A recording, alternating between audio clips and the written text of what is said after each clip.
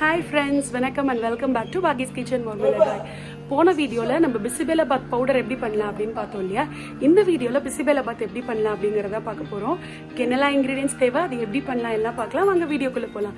டீடைல்டா ingredients எல்லாமே உங்களுக்கு description பாக்ஸ்ல போட்டிருக்கேன். கண்டிப்பா செக் பண்ணி பாருங்க. நம்ம இப்போ பிசி பெலே பாத்க்கு வேக வச்ச ரைஸ் அண்ட் பருப்பு ரெடி. காய்கறியும் ஒரு விசில் வச்சதும் சூப்பராக வந்துடுச்சு. அடுத்த ஸ்டெப் பார்க்கலாம். நம்ம இங்கே பாருங்க, ரைஸ் அண்ட் தாலும் குக் ஆகி உங்களுக்கு பர்ஃபெக்டாக வந்தாச்சு. இப்போ நான் இதை அடுத்த ஸ்டெப் எப்படி பண்ணலான்னு காட்டுறேன். லெமன் சைஸ் புளியை நான் தண்ணியில் ஊற வச்சிருக்கேன், ஒரு 1.5 கப் தண்ணியில். இதை நம்ம நல்லா கரைச்சி எடுத்துட்டு எந்த பாத்திரத்தில் நம்ம பிசி பெலே பாத் கிண்ட போகிறோமோ அந்த பாத்திரத்தில் இதை மாற்றிக்கலாம். இப்போ நம்மளோட பிசி பெலே பாத்க்கு நான் ஒரு பெரிய பாத்திரம் எடுத்து வச்சுருக்கேன், அடிகனமான பாத்திரம். அதில் நம்ம வேக வச்ச காய்கறிகளை சேர்த்துட்டு ஒரு லெமன் சைஸ் புளி கரைச்சோம் இல்லையா, அதையும் இதில் சேர்த்துட்டேன். இந்த புளி நல்லா கொதிச்சு அதோட வாசனை போகணும், அது வரைக்கும் இதை நம்ம நல்லா குக் பண்ணி போகிறோம்.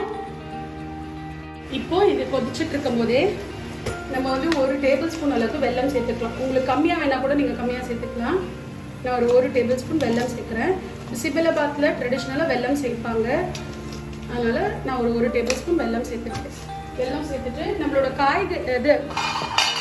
இந்த புளி பச்சை வாசனை போகிற அளவுக்கு நம்ம இதை குக் பண்ணிக்க போகிறோம். தண்ணி உங்களுக்கு வேணுங்கிற அளவுக்கு நீங்கள் விட்டு அட்ஜஸ்ட் பண்ணிக்கலாம்.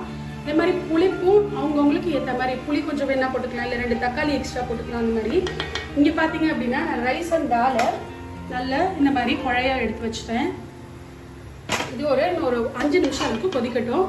அதுக்குள்ளே நம்ம பிசி பெலே பாத் பவுடரையும் இதில் ஆட் பண்ணிடலாம், ஒரு 5 மினிட்ஸ் கொதிச்சதுக்கு அப்புறமா. இப்போ இது கொதிக்கும் போதே இந்த பிசி பெலே பாத்க்கு தேவையான அளவுக்கு உப்பு சேர்த்துக்க போகிறேன். முதல்ல காய்கறிகளுக்கு மட்டும்தான் சேர்த்துருப்போம், காய்கறிகளை, அதனால் கல்லுப்பு தான் சேர்க்குறேன். உங்களுக்கு பவுடர் உப்புனாலும் நீங்கள் சேர்த்துக்கலாம்.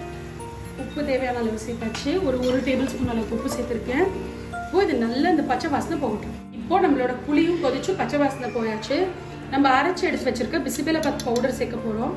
நான் ஒரு 4.5 ஸ்பூன் சேர்த்துக்கிறேன். இது அவங்கவுங்க விருப்பத்துக்கு ஏற்ற மாதிரி தான். நான் 1 கப் அரிசி, 1/2 கப்பு பருப்பு போட்டிருக்கேன்.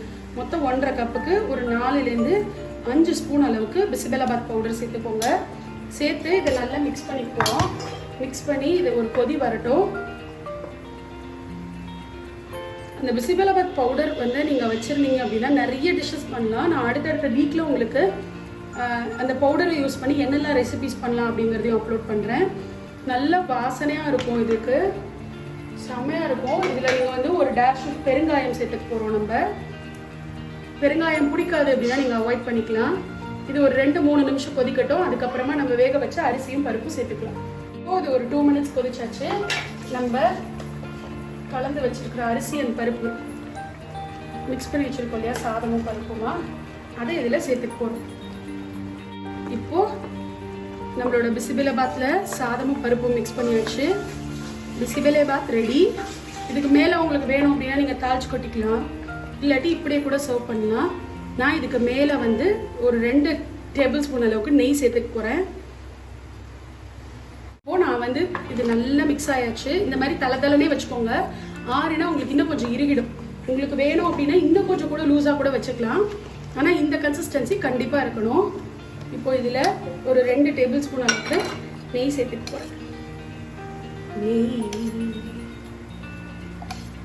ஒரு 2 டேபிள் ஸ்பூன் நெய்.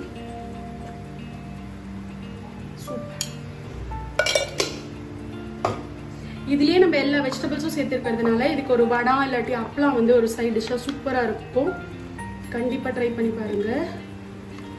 பிசி பெலே பாத் இந்த பவுடர் இருந்தது அப்படின்னா இந்த பிசி பெலே பாத் பண்ணுறதுக்கு 15-20 மினிட்ஸ் தான் ஆகும் நமக்கு மொத்தம். ஏன்னா காய்கறியை வேக வைக்கணும், அரிசி பருப்பை வேக வைக்கணும், அவ்வளோதான். இப்போது இதில் ஒரு கை கொத்தமல்லியும் சேர்த்துட்டு நம்ம இதை மூடி வச்சுக்கலாம். நான் ஃப்ரோசன் கொத்தமல்லி வச்சுருக்கேன், அதை சேர்க்குறேன்.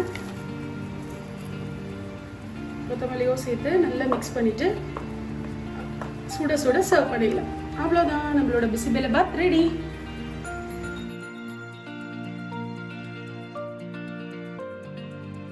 ஹோப் உங்கள் எல்லாருக்குமே இந்த பிசி பெலே பாத் ரெசிபி பிடிச்சிருக்கும் அப்படின்னு நம்புறேன். நீங்களும் மறக்காமல் உங்கள் வீட்டில் இந்த பிசி பெலே பாத் ட்ரை பண்ணிவிட்டு எப்படி இருந்தது அப்படின்னு கமெண்ட் செக்ஷனில் கமெண்ட் பண்ணுங்கள். நீங்கள் ரெசிபிஸ் ட்ரை பண்ணீங்க என்னோடது அப்படின்னா அது என் கூட இன்ஸ்டாகிராமில் என்னை டேக் பண்ணி ஷேர் பண்ணுங்கள். இன்ஸ்டாகிராமோட ஐடி டீட்டெயில், ஃபேஸ்புக்கில் நம்மளை ஃபாலோ பண்ணுறதுக்கு டீட்டெயில் எல்லாமே டிஸ்கிரிப்ஷன் பாக்ஸில் இருக்குது. மறக்காமல் பார்த்து தெரிஞ்சுக்கோங்க. அடுத்தது இன்னொரு இன்ட்ரெஸ்டிங்கான ரெசிபியில் சந்திக்கலாம். உங்களுக்கு இந்த வீடியோ பிடிச்சிருந்தது அப்படின்னா நம்மளோட சேனலை சப்ஸ்கிரைப் பண்ணிக்கோங்க. இது பாகிஸ் கிச்சன் மோர்மிளகாய், ஸ்ட்ரிக்ட்லி வெஜிடேரியன்.